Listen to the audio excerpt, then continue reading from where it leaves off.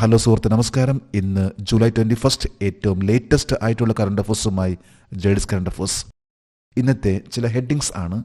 Sreeshankar പോർച്ചുഗലിൽ long jump കിരീടം കരസ്ഥമാക്കി. India ഏറ്റവും ലേറ്റസ്റ്റ് ആയിട്ട് വികസിപ്പിക്കുന്ന ഒരു വാക്സിൻ ആണ് മലേറിയയ്ക്ക് വേണ്ടി അഡ്ഫാൽസി വാക്സ്. വാരണാസിയിൽ യുവ സ്പിരിച്വൽ സമ്മിറ്റ് ആരംഭിച്ചിരിക്കുന്നു. ഇന്റർനാഷണൽ മാത്തമാറ്റിക്സ് ഒളിമ്പ്യാഡിൽ ഇന്ത്യക്ക് 3 ഗോൾഡ് ലഭിച്ചു. ഏറ്റവും ലേറ്റസ്റ്റ് ആയിട്ട് രൂപാന്തരപ്പെട്ട ഒരു ചുഴലിക്കാറ്റ് ബിഫ, ഇത് ഹോങ്കോങ്, ചൈനയെ വളരെയധികം ബാധിച്ചു. ഇതേപോലെയുള്ള ഏറ്റവും ലേറ്റസ്റ്റ് ആയിട്ടുള്ള കറണ്ട് അഫേഴ്സ് ആണ് ഇന്നത്തെ കറണ്ട് അഫേഴ്സ്. നമുക്ക് കറണ്ട് അഫേഴ്സിന്റെ ഡീറ്റെയിൽസിലേക്ക് പോകാം. ശ്രീശങ്കർ പോർച്ചുഗലിൽ ലോങ് ജംപ് കിരീടം കരസ്ഥമാക്കി. 2025 ജൂലൈ 20 നടന്ന ലോക അത്ലറ്റിക്സ് കോണ്ടിനെന്റൽ ടൂർ വെങ്കലതല മീറ്റായ പോർച്ചുഗലിലെ മായയിൽ ലോങ് ജമ്പിൽ കിരീടം നേടിയത് ആരാണ്? എം ശ്രീശങ്കർ. ശ്രീശങ്കറുടെ രണ്ടാമത്തെ ഒരു ഇവന്റ് ആണ്. ഒരു ഇഞ്ചുറിക്ക് ശേഷം, അത് പരിക്ക് പറ്റിയതിനു ശേഷം ശ്രീശങ്കറിന്റെ രണ്ടാമത്തെ ഏറ്റവും ലേറ്റസ്റ്റ് ആയിട്ടുള്ള ഒരു മത്സരമാണ്. ഈ മത്സരത്തിലാണ് ശ്രീശങ്കർ 7.75 മീറ്റർ ചാടിക്കൊണ്ട് ലോങ് ജമ്പിൽ സ്വർണം കരസ്ഥമാക്കിയിട്ടുള്ളത്. ജൂലൈ 20 ഈ മത്സരം നടന്നിട്ടുള്ളത്.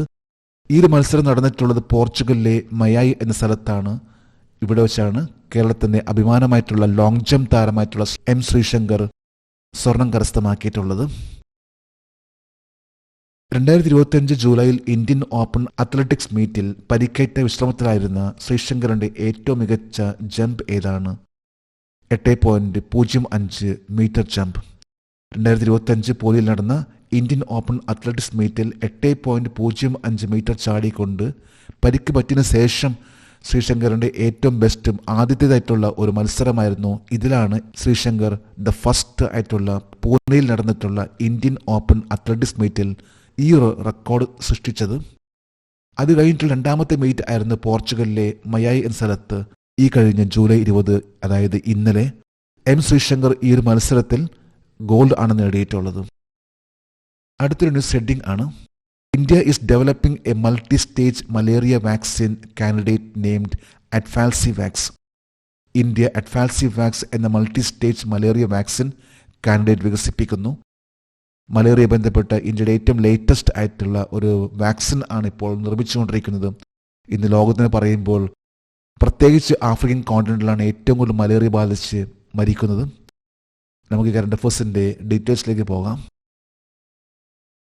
ഏത് രോഗത്തിനാണ് Indian council of medical research Adfalsivax എന്ന പുതിയ വാക്സിൻ വികസിപ്പിക്കുന്നത്? മലേറിയ എന്ന വാക്സിന് വേണ്ടിയാണ് Indian council of medical research, ഒപ്പം തന്നെ റീജിയണൽ മെഡിക്കൽ റിസർച്ച് സെന്റർ ഭുവനേശ്വറും national institute of malaria research, കൂടാതെ department of biotechnology, national institute of immunology എന്നീ 3 സംഘടന ഒരുമിച്ച് ഇന്ത്യൻ കൗൺസിൽ ഓഫ് മെഡിക്കൽ റിസർച്ചിന്റെ ഭാഗമായിട്ടാണ് ഈ മലേറിയയുടെ വാക്സിൻ വികസിപ്പിക്കുന്നത്.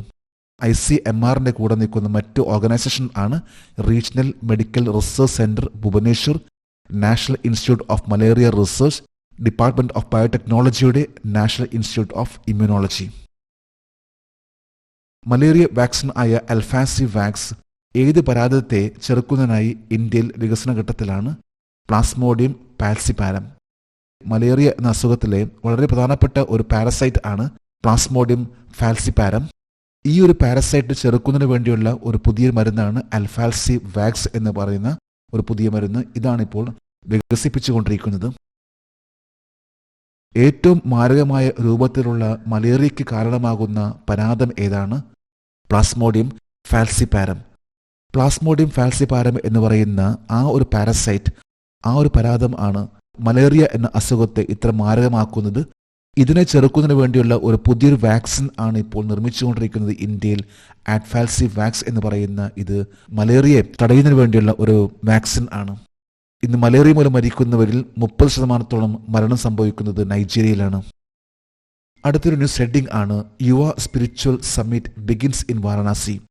യുവ ആത്മീയ ഉച്ചകോടി വാരണാസിയിൽ ആരംഭിക്കുന്നു. ഇതും ഏറ്റവും ലേറ്റസ്റ്റ് ആയിട്ട് വന്നിട്ടുള്ള ഒരു വാർത്തയാണ്. നമുക്ക് കറണ്ട് അഫേഴ്സിന്റെ ഡീറ്റെയിൽസിലേക്ക് പോകാം. 2025 ജൂലൈ 19 വാരണാസിയിൽ യുവ ആത്മീയ ഉച്ചകോടി സംഘടിപ്പിച്ച മന്ത്രാലയം ഏതാണ്? യുവജന കായിക മന്ത്രാലയം.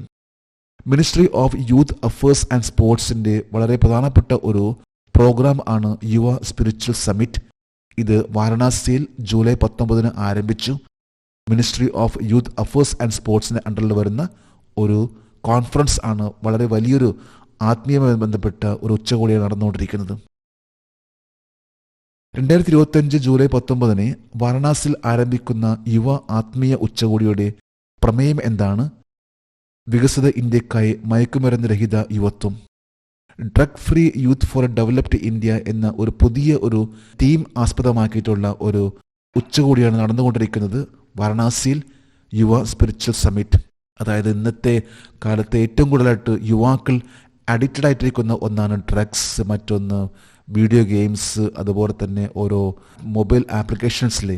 ഇതിൽ നിന്ന് വിട്ടുനിന്ന് മാത്രമേ യുവാക്കൾക്ക് ഒരു ഉയർച്ച ഉണ്ടാവുകയുള്ളൂ.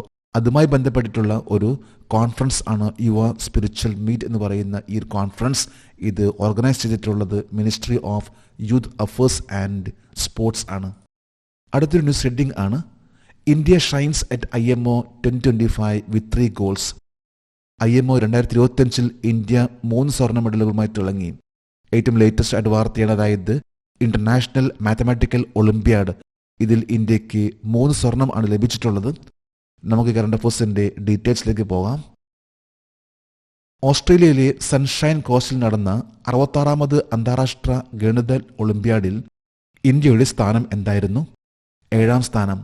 252 എന്ന സ്കോറിൽ 193 സ്കോർ നേടിക്കൊണ്ട് ഇന്ത്യ 7th പൊസിഷനിലേക്ക് എത്തി അന്താരാഷ്ട്ര ഗണിത ഒളിമ്പ്യാഡിൽ. ഓസ്ട്രേലിയയിലെ സൺഷൈൻ കോസ്റ്റിൽ നടന്ന 66ാമത് അന്താരാഷ്ട്ര ഗണിത ഒളിമ്പ്യാഡിൽ ഇന്ത്യ എത്ര മെഡലുകൾ നേടി? 6 മെഡൽസ്. 3 സ്വർണം, 2 വെള്ളി, 1 വെങ്കലം. 110 രാജ്യങ്ങളിൽ നിന്നായിട്ട് 630 പാർട്ടിസിപ്പൻസ് ഉണ്ടായിരുന്നു. ഇതിലാണ് ഇന്ത്യക്ക് 7ാമത്തെ റാങ്ക് ലഭിച്ചിട്ടുള്ളത്. ഇതിൽ ഇന്ത്യക്ക് വേണ്ടി സ്വർണം കരസ്ഥമാക്കിയ കുട്ടികളാണ് കനവ് തൽവാർ, ആരവ് ഗുപ്ത, ആദിത്യ മാങ്കുടി. കേരളത്തിലെ ഏബിൾ ജോർജ് മാത്യു ഈ ഒരു മത്സരത്തിൽ സിൽവർ കരസ്ഥമാക്കി. National board for higher mathematics NBHM പേരിൽ IMOയിലേക്ക് ഇന്ത്യൻ പങ്കാളിത്തത്തിന്റെ തിരഞ്ഞെടുപ്പും പരിശീലനവും ഏത് സംഘടനയാണ് ഏകോപിക്കുന്നത്? Homi Bhabha centre for science education.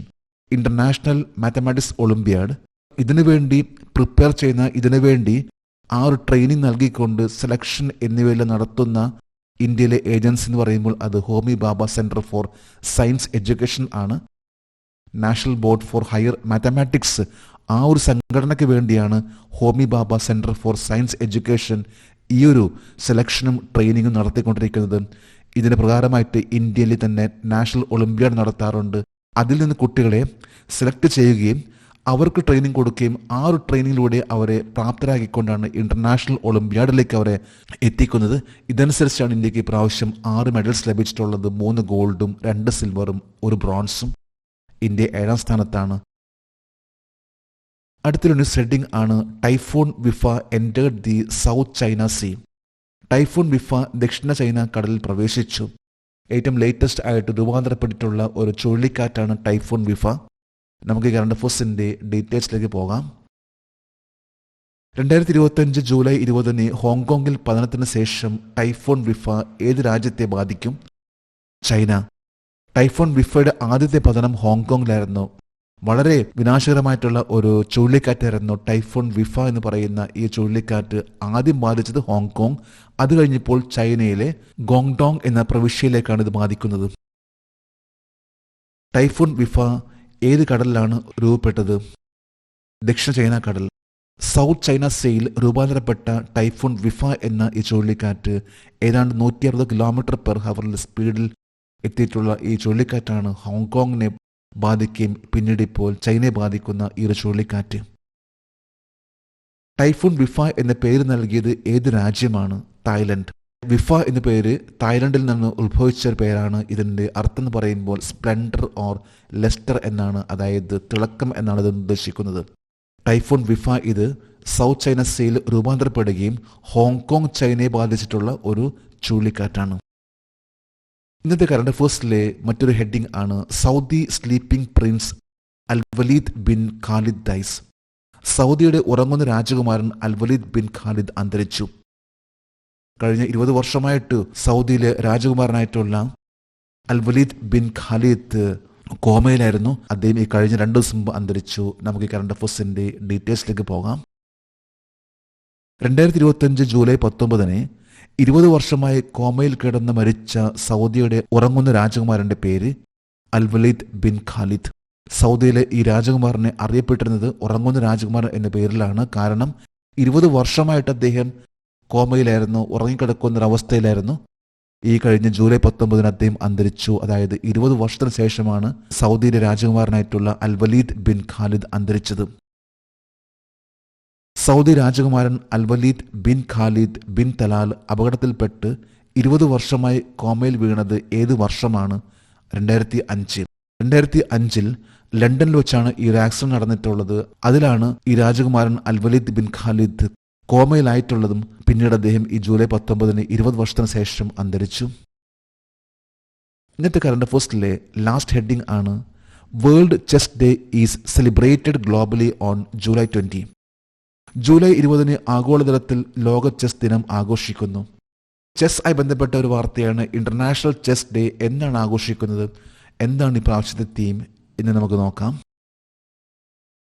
അന്താരാഷ്ട്ര ചെസ് ദിനം ഏത് തീയതിയിലാണ് ആഘോഷിക്കുന്നത്? ജൂലൈ 20. എല്ലാ വർഷവും ജൂലൈ 20 തീയതിയാണ് ഇന്റർനാഷണൽ ചെസ് ഡേ. ഇന്നിപ്പോൾ ഇന്ത്യക്ക് 87 ഗ്രാൻഡ് മാസ്റ്റേഴ്സ് ആണുള്ളത്. 2025 അന്താരാഷ്ട്ര ചെസ് ദിനത്തിന്റെ പ്രമേയം എന്തായിരുന്നു? ഓരോ നീക്കവും പ്രധാനമാണ്. Every move counts. വളരെയധികം അർത്ഥമുള്ള ഒരു സെന്റൻസ് ആണ്, അല്ലെങ്കിൽ ഒരു തീം ആണ് എവ്രി മൂവ് കൗണ്ട്സ് എന്ന ഈ ഒരു തീം. 2025 ഇന്റർനാഷണൽ ചെസ് ആയി ബന്ധപ്പെട്ട തീം ആണ് every move counts. FIDE federation international ഡി HS was founded on which date? 20 July 1924. ഒരു ഫ്രഞ്ച് വാക്കാണ് ഫെഡറേഷൻ ഇന്റർനാഷണൽ ഡേ ചെസ്. ഇന്റർനാഷണൽ ഫെഡറേഷൻ ഓഫ് ചെസ്സിന്റെ ഒരു ഫുൾ ഫോം ആണ് FIDE എന്നറിയപ്പെടുന്ന ഫെഡറേഷൻ ഇന്റർനാഷണൽ ഡേ ചെസ്. ഇത് സ്ഥാപിതമായിട്ടുള്ളത് 1924 ജൂലൈ 20. അതുകൊണ്ട് തന്നെയാണ് ജൂലൈ 20 എല്ലാ വർഷവും ഇന്റർനാഷണൽ ചെസ് ഡേ ആയിട്ട് ആഘോഷിക്കുന്നത്. ജേർണലിസ്റ്റ് കറണ്ട് അഫയേഴ്സിന്റെ ഇന്നത്തെ ഈ വീഡിയോ കണ്ടിട്ട് ഇഷ്ടപ്പെട്ടെങ്കിൽ ഈ ചാനൽ സബ്സ്ക്രൈബ് ചെയ്യാനും ഷെയർ ചെയ്യാനും മറക്കരുത്. നമുക്ക് നാളെ വീണ്ടും പുതിയ കറണ്ട് അഫയേഴ്സുമായിട്ട് കാണാം. Thank you very much.